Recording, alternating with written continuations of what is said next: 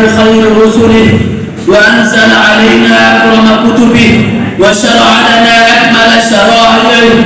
أحمده سبحانه وأشكره لا أحصى ثناء عليه. أكمل لنا الدين وأتم علينا النعمة، وأشهد أن لا إله إلا الله وحده لا شريك له، وأشهد أن محمدا عبده ورسوله صلى الله عليه وعلى آله وصحبه وسلم. أيها المسلمون الكرام، كرم الله بني آدم وفضلهم على كثير ممن خلق تفضيلا، واجتبى منهم من خصه بالنبوة والرسالة، واصطفى من أولئك أرسلهم نبينا محمد بن عبد الله. فكانت شمائله عظمة وسيرة محافلة،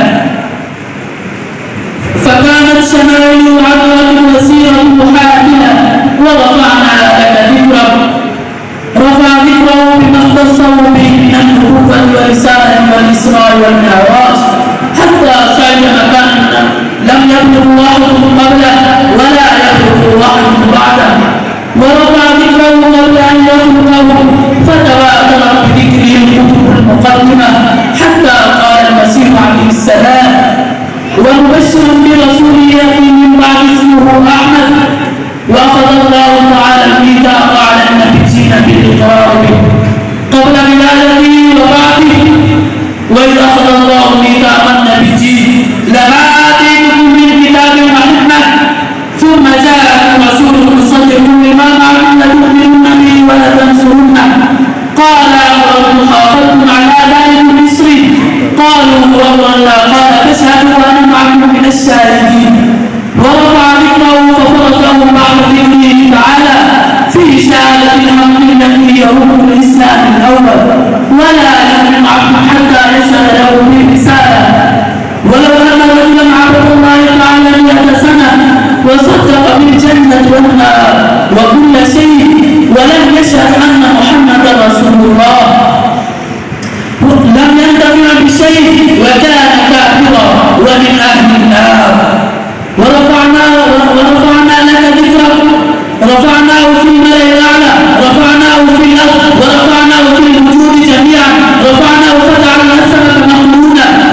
باسمه مجرة كلما تحركت به الشفاه. لا إله إلا الله محمد رسول الله، وليس بعد هذا رجل، وليس وراء هذا منزلة، هو المقام الذي تفرد به صلى الله عليه وسلم دون سائر العالمين. ومنذ رسل رسول الله صلى الله عليه وسلم بذكره ويعلو في الآفاق، ويبلغ الأسرى إلى يومنا هذا، وبذكر